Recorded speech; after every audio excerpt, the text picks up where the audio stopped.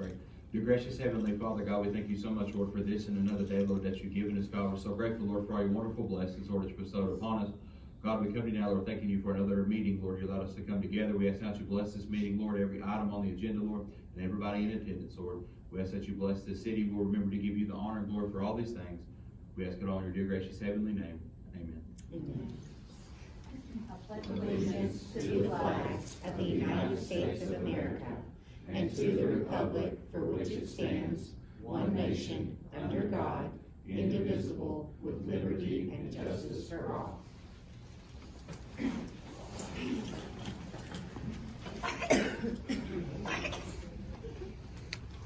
All right, we will call to order the regular Corbin City Commission meeting, November 15th at 5 p.m. with a roll call, please. Moore, Here. Reeves, Here. Knuckles, Here. Shepherd, Here. Rasmus, Here. First on the agenda is to approve the October bills for payment. Motion to approve bills. Second. Moore, Yes. Reeves, Yes. Knuckles, Yes. Shepherd, Yes. Rasmus, Yes. Approve the minutes from the October 22nd special called meeting. Is that motion? Second. Reeves, Abstain from voting, I was absent. Knuckles, Yes. Shepherd, Yes. Moore, Yes. Rasmus, Yes. And next on the agenda is Brandon Von Hollins. He has a request for the city. Hello, everybody. You probably remember me from 2 months ago, I think 2 meetings ago, I was here discussing a right-of-way that adjoins a piece of property that I have on an unnamed alleyway. I'm here to try to get that street named. So I've talked to Knox County. They're willing to give me an address. This street just has to have a name. They don't name streets. So I guess this is the correct avenue for getting a street named. So in researching naming of streets historically, there's a lot of precedents that a lot of streets, the like major landowners on streets got to like, you know, actually name the streets, I guess. That's why a lot of streets are people's actual names. So I would like to get this little alleyway named Jeannie Lane. That's Jeannie. I've already spoke to Knox County 911 addressing, as well as Whitley County and Laurel County, and there's no conflict. There's no street named that in Corbin as of right now. So that's why I'm here, to get an address. Probably. Well, I think the last time we was here, you were gonna do the research, see, first of all, it's gotta be declared to be a city street. Right. And did you find out whether it's a city street or not? It is an alley, all it is. It's been an alley for. Probably an alley that was developed by, developed that property over there. So, I mean, first it's gotta be a city street before the city can name it. And I don't know. Okay. Now, I've explained the county, I understand it's a county alleyway, but the county is under the impression that because it is in the city limits of Corbin, that the naming would be done in Corbin. But we need to find out whether or not it's a county road or not. We need to talk to my commissioner. Okay. I mean, I've already been told it's that it's the county's road. So they should have a map on it. They should, what they'll need to do, and I'll call Mike in the mornings, have him send me information showing that it was a county road. Okay. That being an alley with, how many residents are on it? 3, 1 on each side, and then 1 on 2, well, there's 4. 1, 2, 3, I think there's 4. I think. They would have to agree to it too. They would, yeah, they would have to agree in writing to have that. I don't think anybody's address would change, but. No, my property is the Right. only property Your that property. fronts Yeah. the property.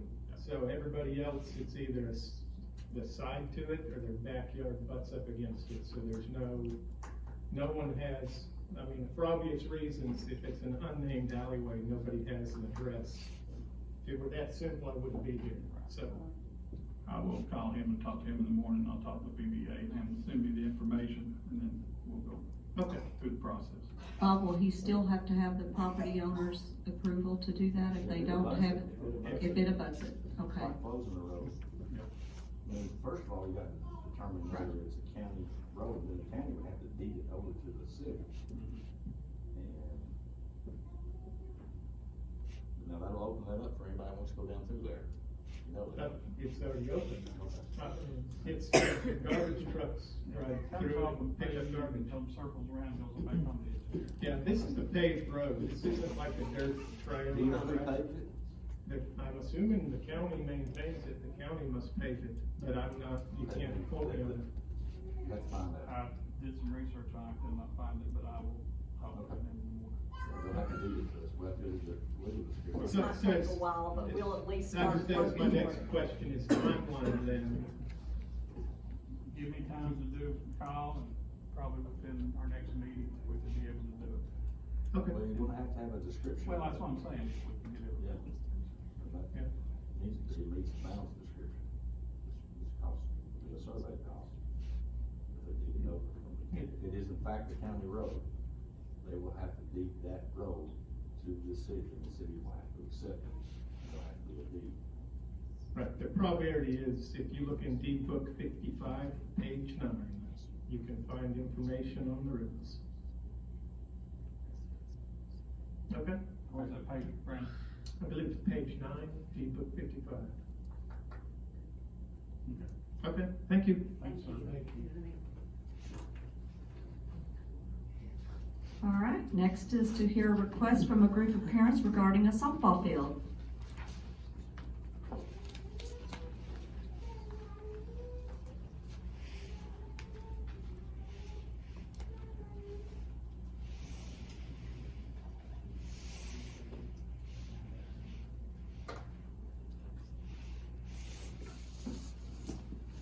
Hello, my name is Jen Hopkins. I'm Lori Barton, and we are parents of female athletes in the city of Corbin. And we put together a statement that reflects the thoughts and ideas that we have discussed among parents, and we'd like to read that to you. Simply stated, we are softball parents who wish to be heard on behalf of our daughters and all aspiring female athletes in the city of Corbin. As softball parents, we see all the tears and bruises and anguish and hard games come to fruition on those amazing plays and victorious moments when it does go right. We see our daughters learning the meaning of devotion, dedication, discipline, and work ethic. We see our daughters building friendships, displaying leadership, and witness their moments of success and realization that hard work does pay off. Most importantly, we see our girls work tirelessly on and off the field at the game that they love. That fills us with pride, as it would any parent of female and male athletes alike. Yet these same dedicated girls who play and practice a sport that fills them with self-esteem, courage, integrity, resilience, and perseverance that all too often lacks in today's youth are not afforded equal opportunities to garner, hone, and channel these qualities in the city of Corbin. Us parents of female athletes do not receive the same opportunities to watch their daughters thrive as parents of male ball players do. Regardless of an estimated 50-50 ratio of youth male to female citizens of Corbin and within the Corbin Independent School District, youth male athletes are provided unparalleled opportunities over their female peers. Historically, youth male baseball players enjoy the luxury of 2 fields at Rotary Park dedicated to their game. The recent bid to convert the softball fields located at Miller Park into 3 Little League fields robs our female athletes of the same luxury. At present, softball players at Corbin High School, Corbin Middle School, Corbin Little League, and the newly established Tri-County Elite 14U softball travel team based out of Corbin share 1 field for all practices, games, and conditioning efforts. After the conversion of Miller Park, their male peers will have access to 6 fields. The 2021 Summer Softball Little League hosted 6 teams with 72 female athletes alone. These groups of girls were forced to struggle for practice space and game times during concurrent seasons. The Tri-County Elite 14U team was allowed to use the high school field a handful of times between August and November, resorting to an indoor facility donated by an athlete's family, just to give the team the opportunity to practice without the out-of-pocket rental fees of other indoor facilities in the area. Still, this is just one travel team. It does not include 8U, 10U, 12U, 16U, any other age groups of female athletes. Still, this is not the same as practicing on a real field. Furthermore, the availability of school fields is a matter with the school board, not the city. Taking those fields out of the equation, the city of Corbin still provides male athletes 5 fields, while providing female athletes 0. No, the Little League baseball fields cannot be used for our girls as well. The fields are constructed vastly different. No, the old fields nearest the dog park are not suitable for our girls or any other youth athletes. The fields are ill-maintained, muddy, and overgrown with weeds. It is our understanding that one of the fields at Rotary Park will be converted to a softball field, bringing the ratio of male to female fields to 4-to-1 and a 1-to-1 population ratio. The city of Corbin's efforts and interest is clearly skewed and vastly disappointed in discouraging 2 young female athletes. Even with the gifting of a Rotary Park field to our girls that was deemed unsuitable to their male peers, the opportunities and amenities to include concessions and revenue building from city-hosted softball tournaments in a safe environment are relatively non-existent. Title IX states that schools are not allowed to discriminate in interscholastic, intercollegiate, club, or intramural sports. Schools must provide female athletes with more than just the opportunity to play. They must also provide a similar quality of experience. Although the city of Corbin is not the school board, unless it receives federal funds for their recreational sports program, Title IX will likely not be applicable, which is a fact that we recognize. But Title IX shows and demonstrates a precedent. Public accommodation laws prohibit sex discrimination in public facilities, and the Equal Protection Clause of the 14th Amendment still exists. These disproportionate privileges are one reason why families are relocating from Corbin to other cities and school districts, because they want their daughters to have the same opportunities to thrive in a supportive environment. Our girls travel to other cities and counties to play in travel ball leagues, separate little leagues, and acquire training and facility availability that only bolsters other cities, not Corbin. This does not just apply to softball. A huge deficit was only recently fixed within youth girls basketball, as male basketball players began organized training and exposure years prior to girls entering the experience in 6th grade. This caused talented female basketball players to look elsewhere for opportunities and ultimately leave the school district and the city. Our modern American society boasts equal opportunity and tells young girls they are capable of pursuing their dreams and are of equal status of their male counterparts. Our own city has provided an example of female success and leadership in our mayor, yet the city's efforts are not reflective of such claims. The unequal opportunities is telling our daughters they are nothing but second-class citizens and speaks volumes of the importance deemed to them as athletes. Us as parents have to navigate them through an already cruel and oftentimes sexist, prejudicial, and unfair world. This is yet another set of values the city has given us as parents to try to explain to our daughters. We are asking the city of Corbin to do better. And we also brought some copies of some things where the same issues have came up in other states. And just to kind of show what the other cities have done to rectify this, to make it at least some equality to it. If we could just leave those with you guys, it'd be great. As I stated, I talked to you. Yes, you did. The second field at Rotary Park, well, we've already got a price estimate on it. He's working on giving us the final price to make that strictly a girls softball field. And then talking with you also, and I'm not going to talk to our recreation director, the second field, the practice field down on that other end can be utilized as a girls softball field also. We'll have to do some work on it, but I'll have to get some pricing on it. So you will have 2 fields within 150, 200 yards there for girls softball. Will we be able to utilize the concession area to raise funds? The Little League baseball, that would be something we'd have to work with Little League and Recreation Department to see. I mean, I think there could be a partnership up there. Like I said, we just wanna make sure that our girls are getting fair shake, cause right now they're not. Well, the problem with us, and it's not an excuse, is we're so landlocked and we don't have any more property. That's one of the biggest issues. We do have some property up on Gordon Hill that we looked at one time to build a girls softball, but, it's not suitable to do that. So But we they are are- working on it. But they are building 3 new baseball fields or That's something. at Miller Park, this one's out there by the Civic Center. That were Yes. softball fields already usable by female athletes. They were two old men's softball fields is what they were. Right, okay. Just leave that with me, Lori, and I'll take that. Hey guys, I just wanna thank y'all for bringing that to our attention. Absolutely. And we've thought about it before, I don't want y'all to leave here thinking that Phil's comments and falling on deaf ears. Right.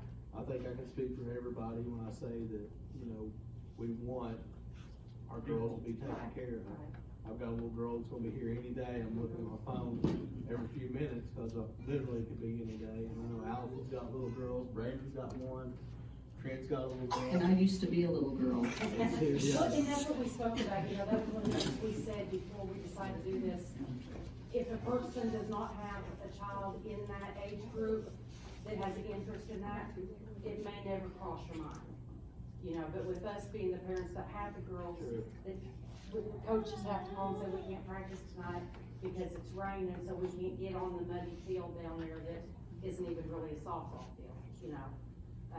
We just wanted to make sure that everybody knew Yeah. what we feel is needed and that you guys can do your best to work and try to get going for them. My daughter played in the league they had over at Lincoln. They actually use the girls softball field at the school there. They do. I know you mentioned that you all had access to Corbin's every once in a while, but is it not like they won't let you all use it regularly? It belongs to the high school softball So team. there's So no they have, access to it? right, and then this summer, we have not been allowed to use it very many times because they're preparing to work on it. And so it's kind of been down. Cause that would've been the third one, if that one was available, right? No, that's the only one we have right No, now. what I'm saying is with the two that he's talking about, then if you had that one, you'd have 3 potentially that you'd have access to. Yeah, but like I said, that's completely up to the high school coach. We have to call and ask every time, and normally they have other things going on. And then as Marlon knows, during, Little League time, you've got, I think it's well over 100 girls, I believe. There were this last year, there were 16 with 72 Right, athletes. and then you, on top of that, you have the girls softball at the middle school and the high school. And So then- you add all those right, together. And then any prospect of a travel ball team. This is, the majority of travel ball teams for, girls softball are located in London. And then people are going all the way to Pulaski County and Madison County in order to get those opportunities for those girls. My daughter was recently on a travel team out of Berea, and that's where we traveled to get those opportunities for her until my husband started one here in Corbin. But before August, there wasn't. We were driving 3 and 4 days a week to Berea and Richmond for our girls to play travel ball. Cause you have just for an hour practice, you know.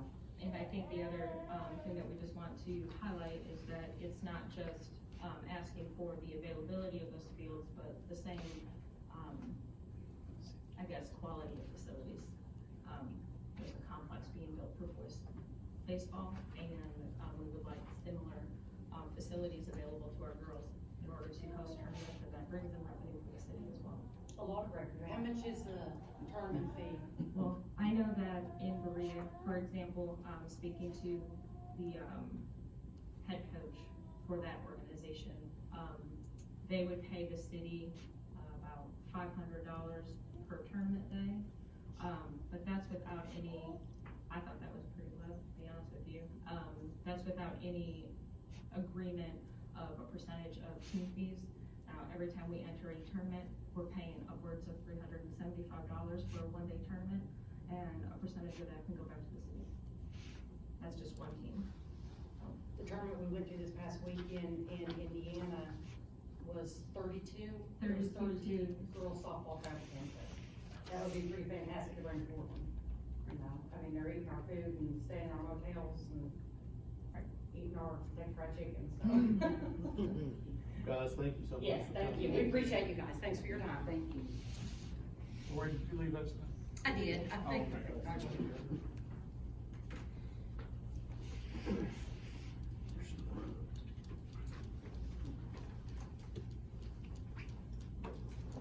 Thank you. All right, next is here Corbin Superintendent Dave Cox requests regarding a new entrance at Campbell Field.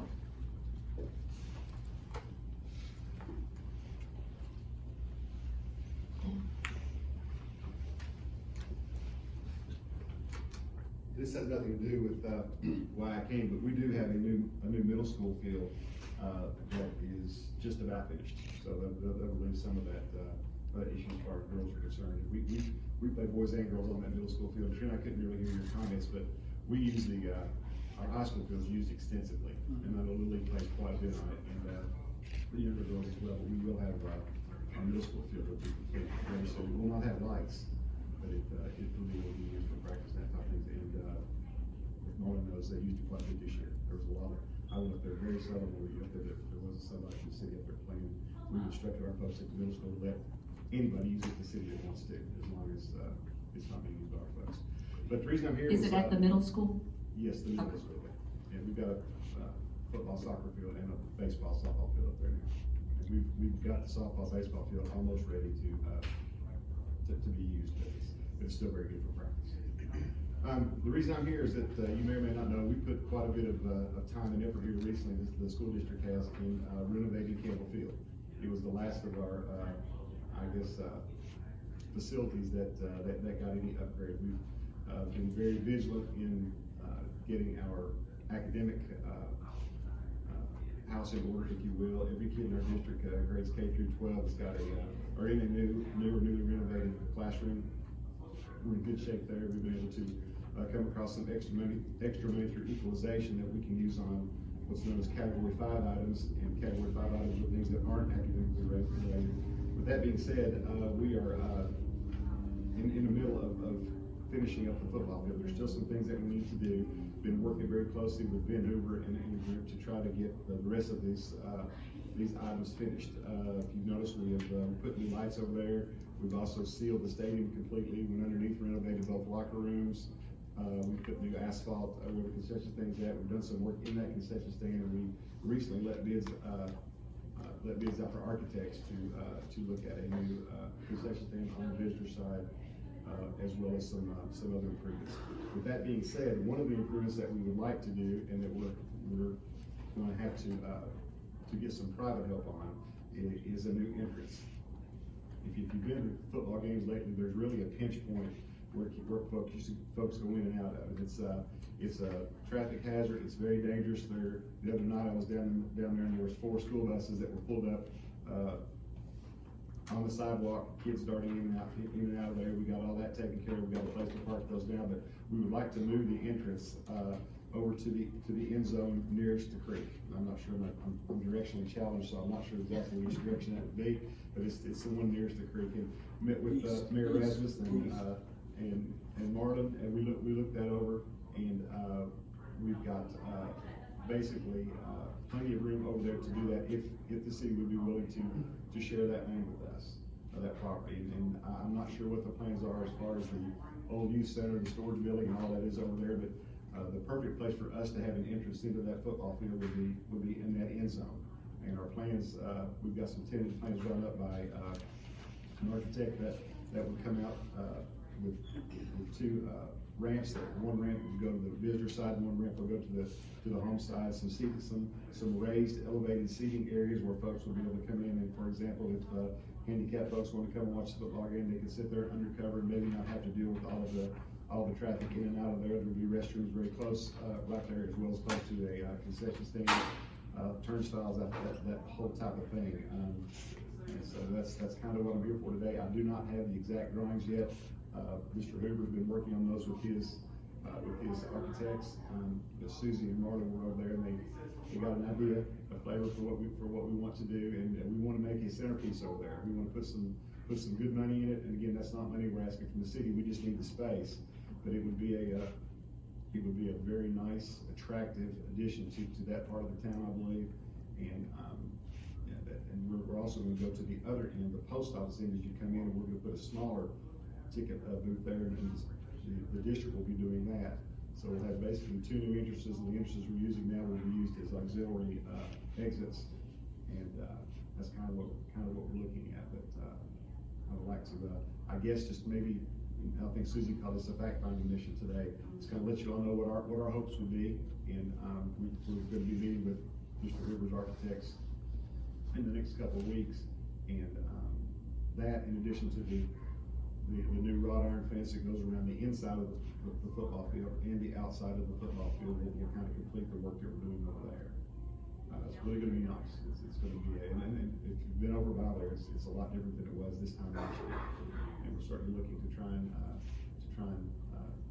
finish that project. So I'll be glad to answer any questions, if there are any, but I kind of want to get that on your radar and see if that's something that the council and the city would be amenable to, and if so, then we can kind of, go forward with our plans as far as getting the architect and all of our plans for. Is this something that you'd like to have completed for next football season? Yes, sir. I talked to Ben just before I came down here, and just the way, without getting into the weeds real deeply, is the way this will probably work out. We have two major projects left, that we're gonna do. Both of those we'd like to have completed, and by our estimate, and I've done a lot of research with EKU and our city library has been tremendously helpful. Miss Jolene and Randy's been a big help. But my understanding is that our 100th anniversary would be the beginning of the 2024 season. Next year would be our 100th year, so we'd celebrate that on the beginning of the 24 season. So we wouldn't have everything done by that time. But now this particular project should be able to be done. This portion should be done by the beginning of next school year, if things go well. Just out of curiosity, this is probably a silly question, but wouldn't impact the Corbin Creek Walk over there on that side at all? No, we wouldn't go that deep, and Marlon and Susie, like I said, they spent some time over there. I still think you're gonna add a bike trail as well over there. No, we wouldn't go nearly that deep. We would go, and I don't have the exact, measurements as we get the architect, but we wanna back it up enough, because if you remember that fence over there, there's a pretty steep incline down to where the football field is, so we'd have to slope that fairly, aggressively to get it down to the roots. The further we can back it up, the better off, but it would not affect the creek walk nor the bicycle trail that you all plan. What about the YMCA or youth building or The whatever? old youth center. Does that need to come out to do this? I'll talk to you about that in a little bit. I think that's just like, it's just an old dark area, especially when you're there on Friday night for a football game, you know? I think it sounds like a good idea. I'd like to see the drawings. Sure, and I can get those for you. I just didn't have them available yet tonight. Ben's working with, I think you probably know him, Marvin Sadie. Marvin is doing the drawings. He's a full graduate.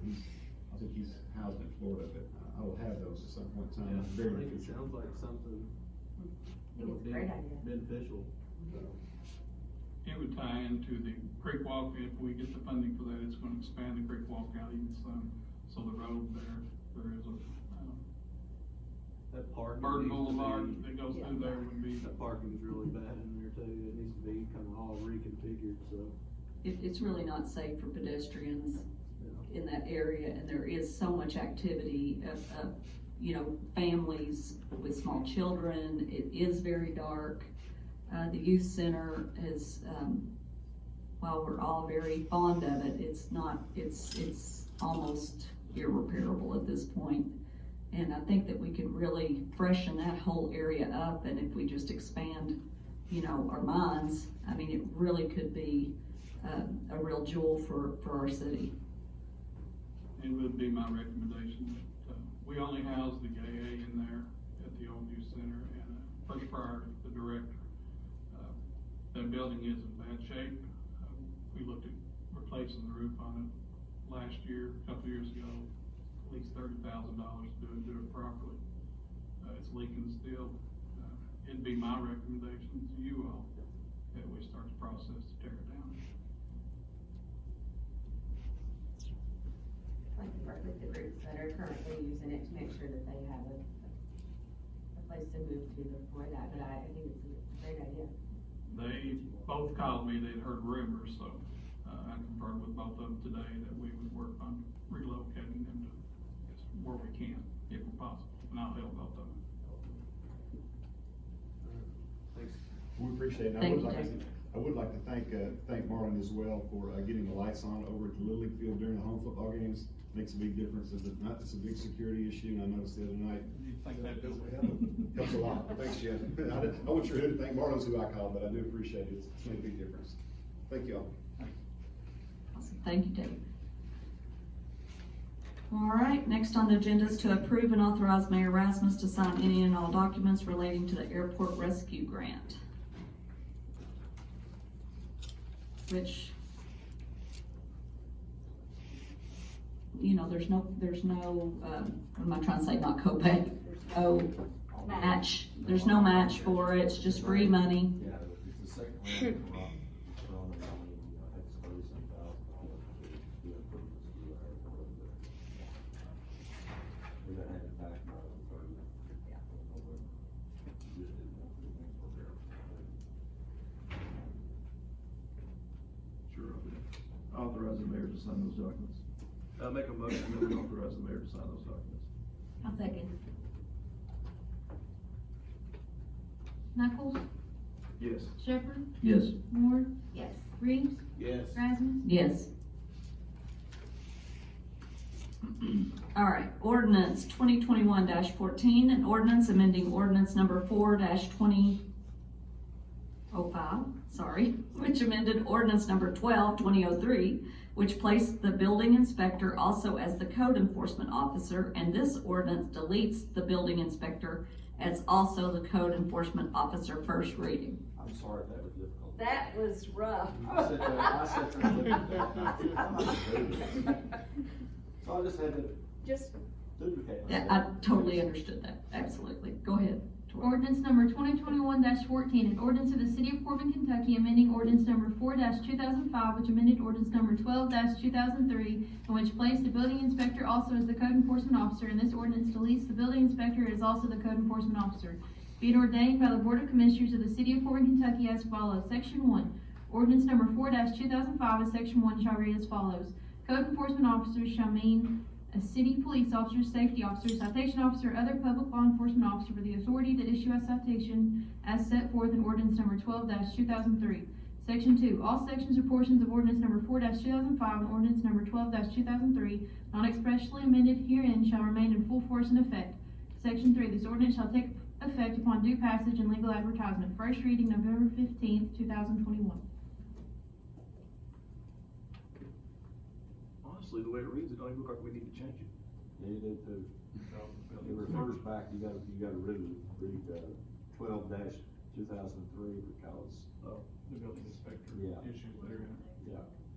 So what this does is make the code enforcement officer separate. The code enforcement officer will be working under the code enforcement ordinance. Yeah. Motion to accept the first reading? Second. Shepherd, Yes. Moore, yes. Reeves, Yes. Knuckles, Yes. Rasmus. Yes. Next, authorize city attorney to draft ordinance naming Kentucky 1629 Spur. Go ahead.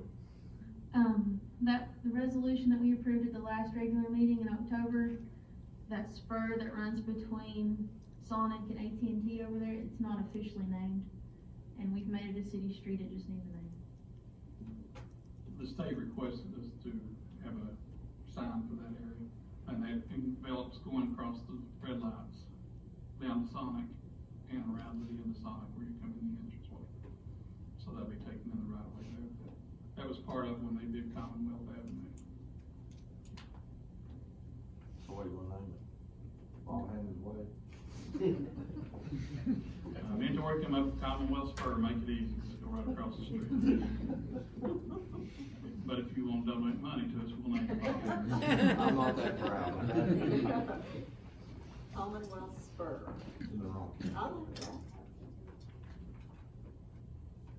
Do you I have think a we should name description it of 25 something. We don't use it up 25s. Can we go use 25 south, east, west, north? Oh, please. Do you have a description We'll of give it? it to you, yes. I need a description to attach That's to a the joke. ordinance. All right. Anybody wanna make Motion to authorize city attorney to draft ordinance naming Kentucky Spur 1629. Commonwealth Second. Spur. So we're gonna name it Commonwealth Spur? They just say the Spurs, all they say the state does, but we're gonna name it, just go across the street, we're still on Commonwealth Avenue, there at Wendy's, and name it Are there any Commonwealth Spur. addresses on that road? No. Okay. Alright, name it Commonwealth Spur. Moore, Yes. Reeves, Yes. Knuckles, Yes. Shepherd, Yes. Rasmus, Yes. Approved tax refunds totaling $1,246.06 for the following. Barbara Masters, 2020 bill number 2257 for $127.62. Sharon Owens, 2020 bill number 2595 for $127.62. William Mortina Kersey, 2019 bill 2060 for $125.28. And 2020 bill number 1975 for $127.62.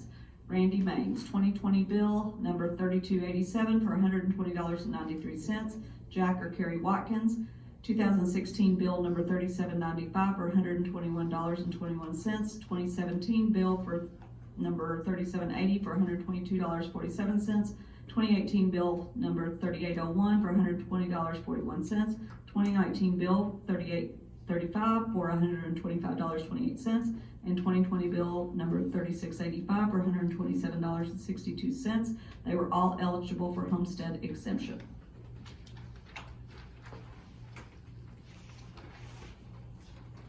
I make a motion. Second.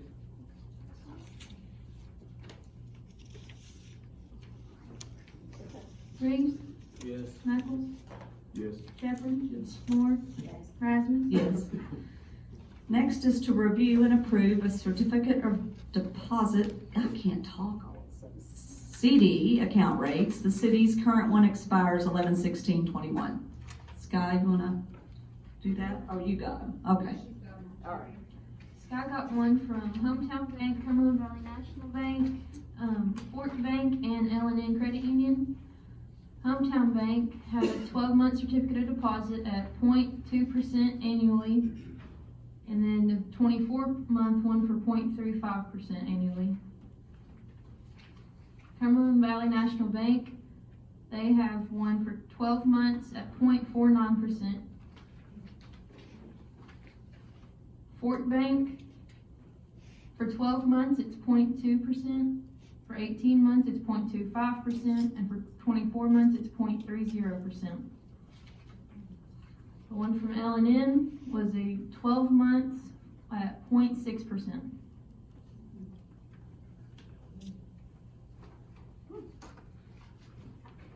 It looks like Hometown Bank's the only one that's agreeing to waive any penalty for early withdrawal. No, we're not gonna withdraw this. No. This is not the ARPA money. Okay, This is the CD that we have expiring or maturing tomorrow. okay, so We've had Cumberland the CD Valley's for a at the best rate then. No. I don't have it then. Yeah. I That came late this afternoon. don't have it. It's What was the L&N? 0.6. Okay. L&N sounds good to me. That's a heck of a rate.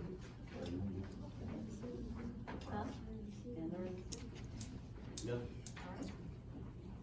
Make a motion to, I guess, transfer, it's not at, It's at Cumberland Valley currently, so then we would be switching it to Illinois. to transfer the current certificate of deposits that are, I guess, expiring or Matures tomorrow. maturing to L&N.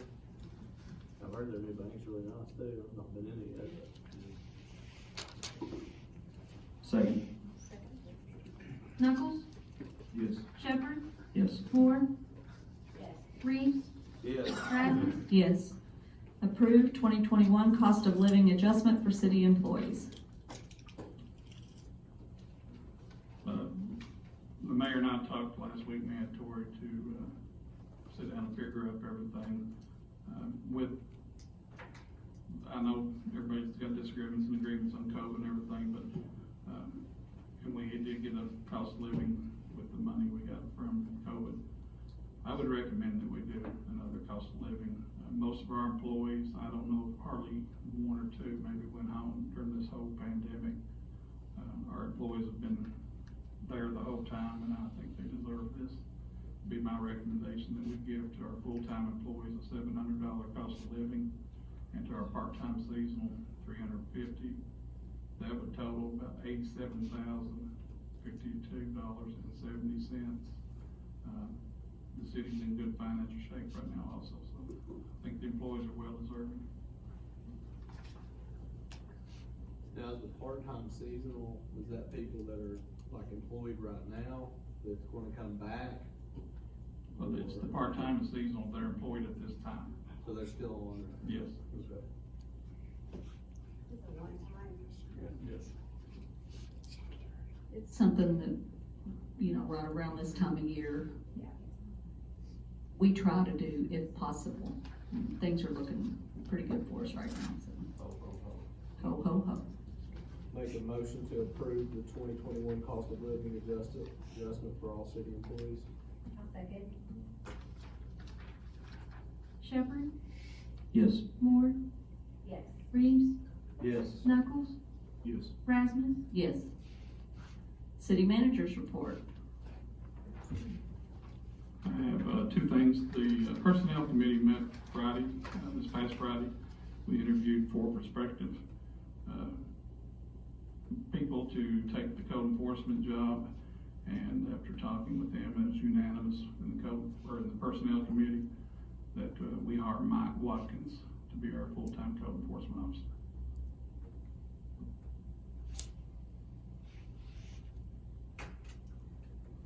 Yeah, if you'd like, or if you want to speak to Mr. Watkins' interview, or whatever you all. Mr. Watkins was very impressive in his interview. He has a clear knowledge of everything that it would take to excel at the code enforcement position, especially this newly created position with his experience. So, yeah, we appreciate him. Okay. Yeah, he's probably like the most qualified person since I've been on here, on the commission so far, as far as his credentials, so we're really happy to get him on board. I will make a motion to hire Mr. Watkins full-time as our new code enforcement director. Second. Moore, Yes. Reeves, Disqualify myself from voting, he's my uncle, so I think it'd be appropriate that I vote for him. Yes. Knuckles, Small town. Yes. Shepherd, Yes. Rasmus. Yes. All right, well, welcome, Mr. Watkins. And I have one other thing is we got 2 RFQs for the city pool. After debating all day with myself, being my recommendation, both of them were very qualified, that we go with Branstead or Carroll. They are the ones that did our splash pad. Their experience in aquatics only would be my recommendation. And what we'll do there with the RFQ is they'll come in, look at our issues at the pool, then make the recommendation to us, and get a price also, and then we'll go from there to do an RFP if need be.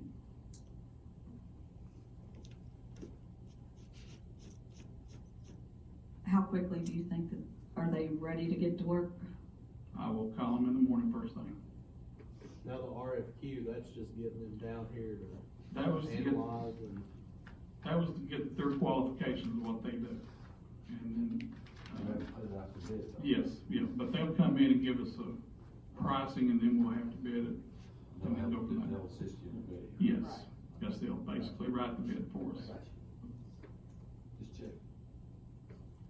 Like what we did with Miller Park, like what we did with the splash pad. I will say this, and Maggie has some experience with Branstead or Carroll. They are a good organization when it comes to aquatics. All right, then I guess we'll need a motion to accept the RFQ from Branstead or Carroll. Set motion.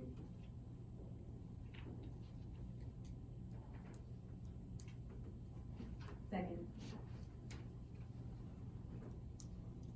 Reeves, Yes. Knuckles, Yes. Shepherd, Yes. Moore, Yes. Rasmus. Yes. That's all I have, Mayor. I'm sorry. That's why I've got all these women around here to help me remind. Well, you come on up, Scott, and talk, explain it. I mean, you looked at it today. I know. Look bank. Yes. Looks like, so hometown doesn't have any money market, you'll ask for money market stuff.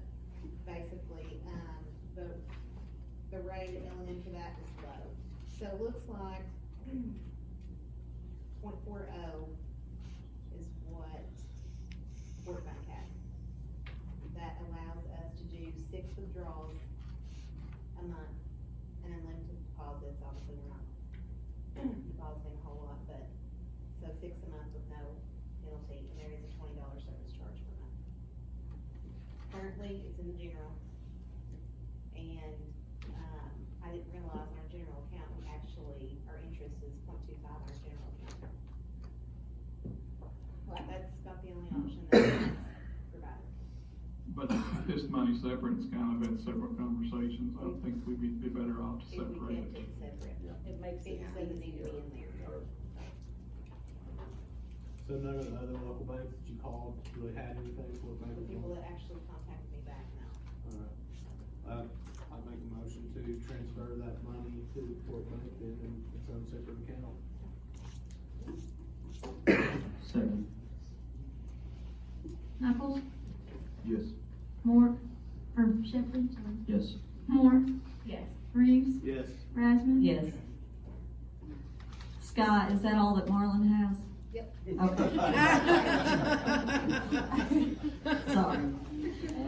Maggie, got something for us? Well, yeah, I've got something. The men here in City Hall are very outnumbered. I'll let the public know that. There is more of them. Tori knows.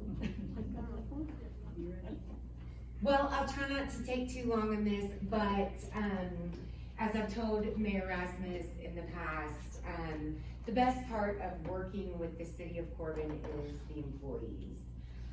We are truly a team, and on Saturday, November 13th, we hosted the second Colonel Sanders Half Marathon and the first 10K race.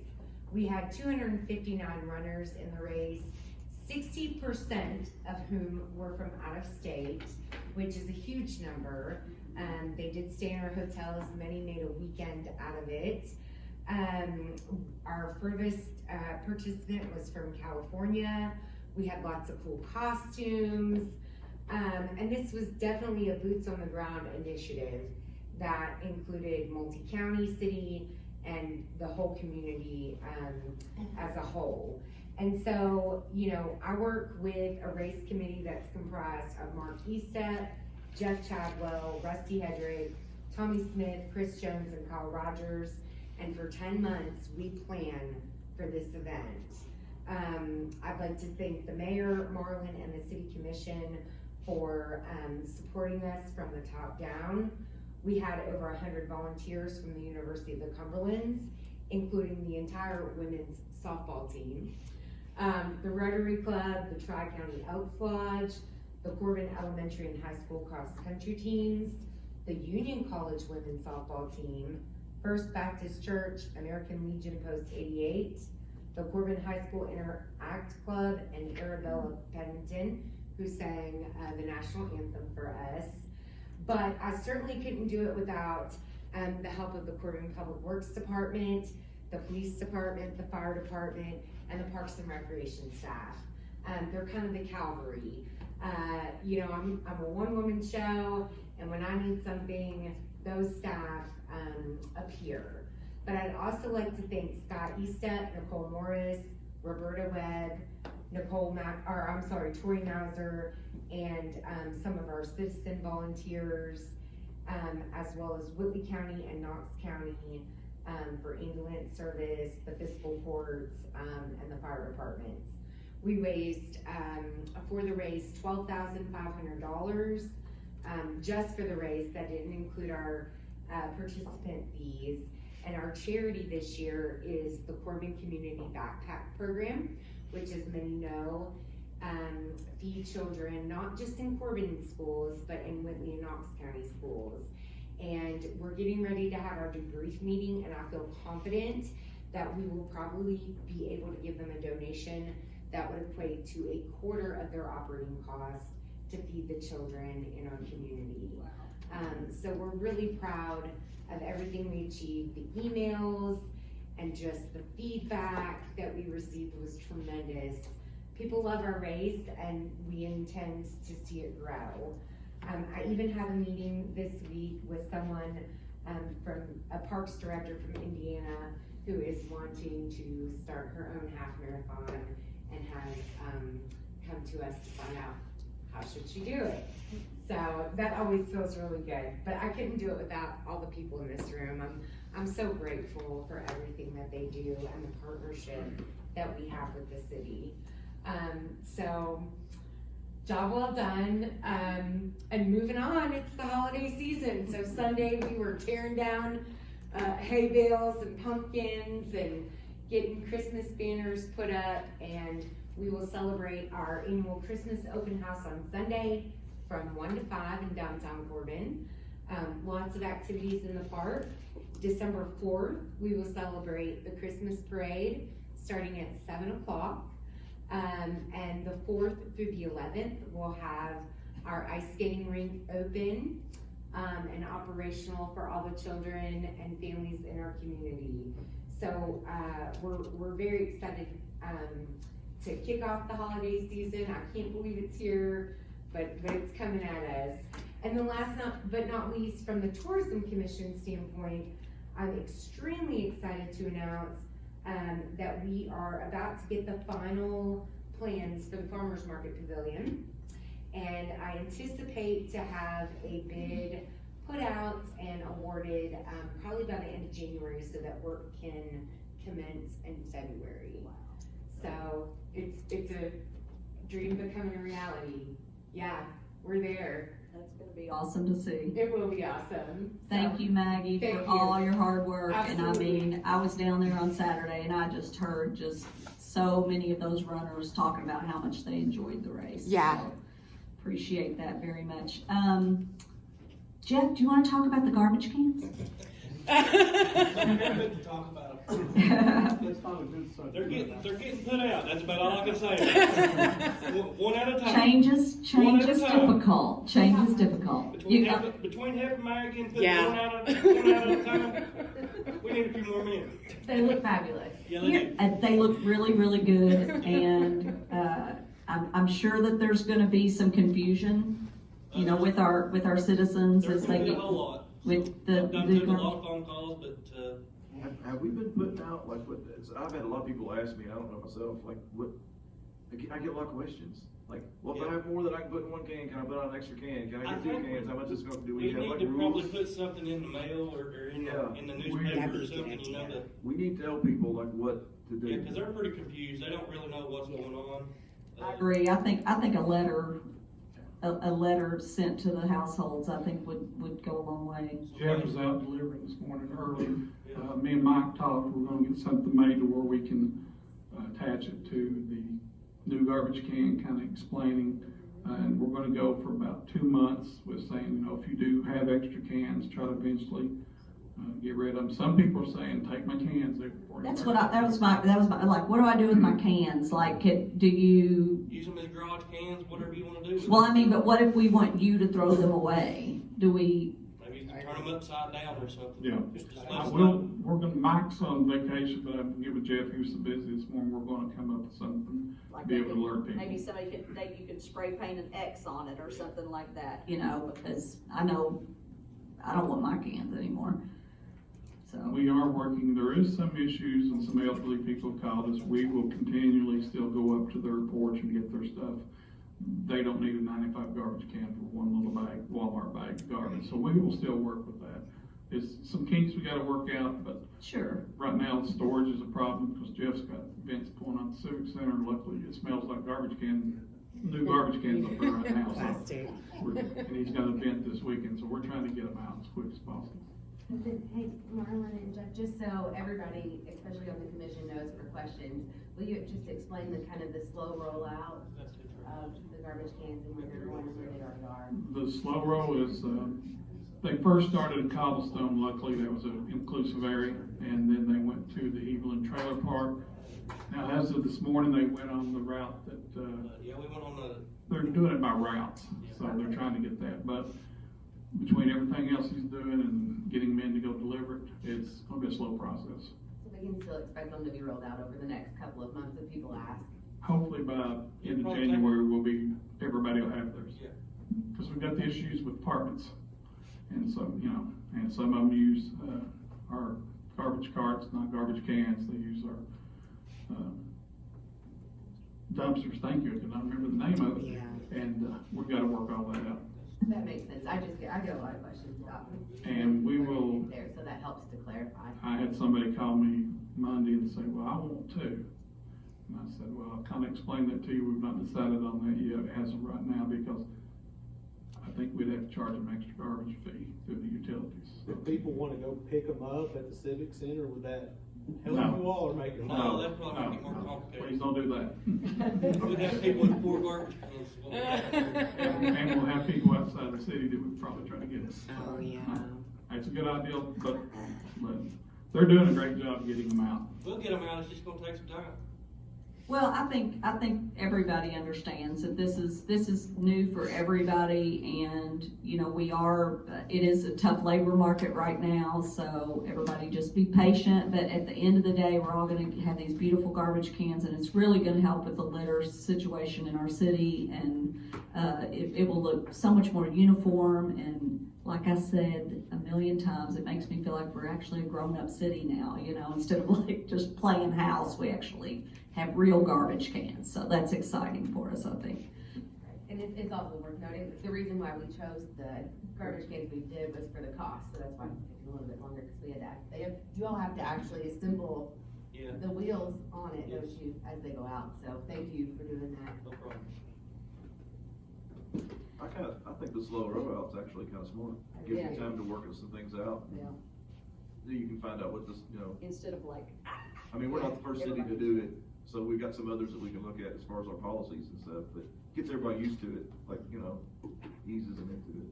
Cause there's some people, I've heard all kinds of things, and some people just cannot wait to get one of those new garbage cans and want it so bad, it's like they ask all the time. Other people, like, they don't want anything to do with it, and they don't want it, so it's just, you know what I mean? It's just a curveball on some people, and some people love it. Yeah. Well, we had So maybe it's good that it's going out slow, We had a projected date when they were gonna come in, and they came in early on us, didn't Come in they? early. It wasn't having, just that happened, so, Jeff and Mike and his guys have done a great job distributing them out. Does any of the other department heads have anything they need to report? If not, I'll entertain a motion to adjourn. Sorry, Allison, or any of our commissioners, would you like to address the commission? Sorry. I do have one thing, and I know, Mayor, you and I have talked about it, and I know Maggie and I have talked about it, so the need, if possible, I just kinda wanna bring it up to get the ball rolling, the need for a historic preservation board for the city, for buildings such as the old depot, the Carnegie building specifically, and other buildings around town that we may not even be aware of, that need to be preserved as we continue to grow. So I'd like to see a board put together and have at least somebody watching out for that, applying for grants, and making sure that these are maintained throughout the years. How do we go about creating one? Oh, you're getting ready to tell us? I would recommend you have a city manager. Contact the Kentucky League of Cities. I mean, you're on the dang board up there, okay? Use your power. Get us some ordinances from other localities like us. 4 or 5 of them where they got, distribute them to the commissioners, but commissioners touch base on them, and then meet back, we can agree upon them, and move on with it. I think Somerset has one. What's better than creating a wheel? I think Williamsburg and Barville have one. So- We don't have a lot of historic buildings, but the ones that we have, I'd like to preserve, if we can, and having access to those grant funds is crucial. This be like, just different buildings, or is this like an entire, like, historic district? Is that? It could be both. Could be both, okay. It depends on how you form it. One thing I wanted to bring up and completely forgot, so the December meeting would be scheduled for December 20th. And school is actually out that entire week. I was just wondering if maybe there was an opportunity to maybe have it early.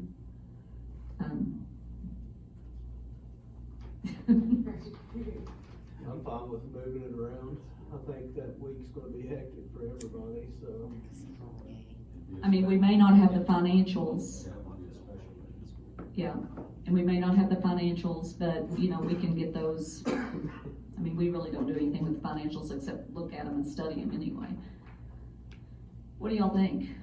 Trent? Whatever you want to do, Mayor. We've got the 6th, the 13th, or the 27th, which, How about the 13th? yes, we're closed, yeah. What do y'all think about the 13th? Yeah, And just make sure Rhonda knows, is Rhonda still here? You know, that she doesn't have to worry about getting the financials together. We recognize that that would be very difficult to do. So it'll be a special call meeting. Be a special call meeting on the So we'll be able to 13th. discuss things on the agenda, so if anybody needs something put on there, we need to make sure that. Just a regular time, 5 o'clock. 5 o'clock, yes. Do we need to have yeah, we need a I'll motion. make a motion to cancel our December 20th regular meeting and schedule a special call meeting on Monday, December 13th at 5 o'clock. Second? Knuckles, Yes. Shepherd, Yes. Moore, Yes. Reeves, Yes. Rasmus. Yes, and barring anything else, anybody, motion to adjourn? I'll move to adjourn. You can't. You can't and I can't, but anyone else can. Motion to adjourn. All right, there we go. Second. Thank you.